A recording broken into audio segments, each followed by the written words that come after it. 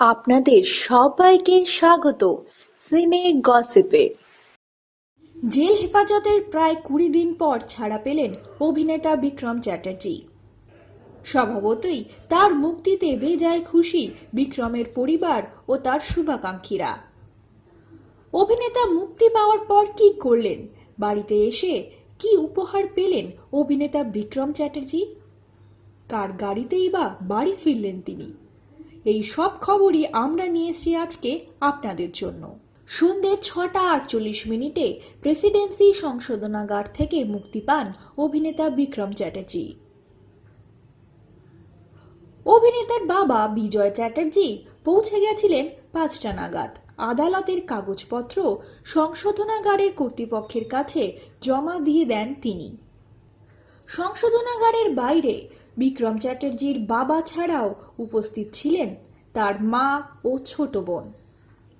বিক্রমের মুক্তির আগে আরও 4টি গাড়ি এসে দাঁড়ায় সংশোধনাগারের সামনে। সেগুলির মধ্যে একটি ছিল কালো সিডান, তাতেই ছিলেন অভিনেত্রী ঐন্দ্রিলা সেন। সংশোধনাগারের গেটের সামনে এসে দাঁড়ায় গাড়িটি। লাল টি শার্ট, কালো ট্রাউজার পরে অভিনেতা বিক্রম চ্যাটার্জি সংশোধনাগার থেকে বেরিয়ে উঠে পড়েন সেই গাড়িটিতে। গাড়িতে ছিলেন তার বাবা এবং অভিনেত্রী ঐন্দ্রিলা সেন।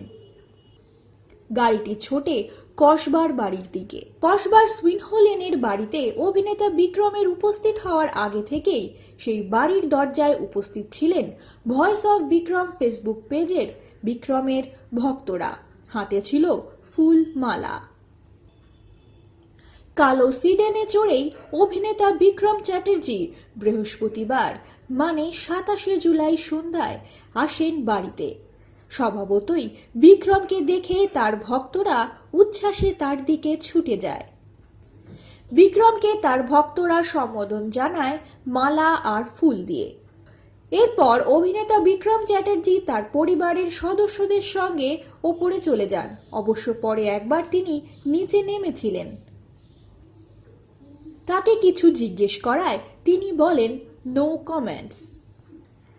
একটি জনপ্রিয় সংবাদ মাধ্যমের প্রকাশিত খবর অনুযায়ী জানা গিয়েছে অভিনেতা বিক্রম চ্যাটার্জি বাড়ি ফিরে প্রথমেই খান মায়ের হাতে বানানো পায়েস।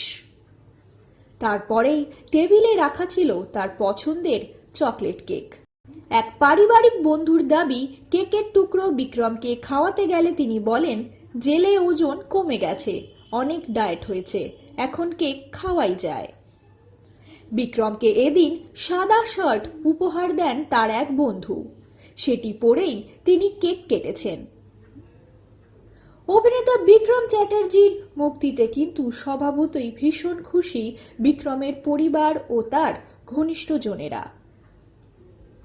অভিনেত্রী ঐন্দ্রিলা সেন এই দিন পাশে ছিলেন অভিনেতা বিক্রম চ্যাটার্জির। তিনি জানিয়েছেন, বিক্রমকে আসামিদের সঙ্গে রাখা হয়েছে, ও সেটা ডিজার্ভ করে না। দেখলাম ওর মাথার চুল পেকে গেছে, বাড়িতে ঢুকেই বলল কিছু খেতে দেবে, খিদে পেয়েছে। ওর এখন বিশ্রামের দরকার, এর বেশি আর কিছু বলা সম্ভব নয়। পথ দুর্ঘটনায় মডেল সোনিকা সিং চৌহানের মৃত্যুর ঘটনায় অভিযুক্ত বিক্রমকে বুধবার শর্ত সাপেক্ষ জামিন দেয় আলিপুর জেলা আদালত। এখন অভিনেতা বিক্রম আছেন তার পরিবার ও তার আপনজনদের কাছে। আজ শুক্রবার 28শে জুলাই আলিপুর আদালতের মুখ্য বিচার বিভাগীয় ম্যাজিস্ট্রেটের সামনে অভিনেতা বিক্রম চ্যাটার্জিকে আবার হাজিরা দেওয়ার কথা আছে। তো বন্ধুরা, আশা করি বিক্রমের শুভাকাঙ্ক্ষীরা ও ভক্তরা আপাতত খুশির মেজাজে।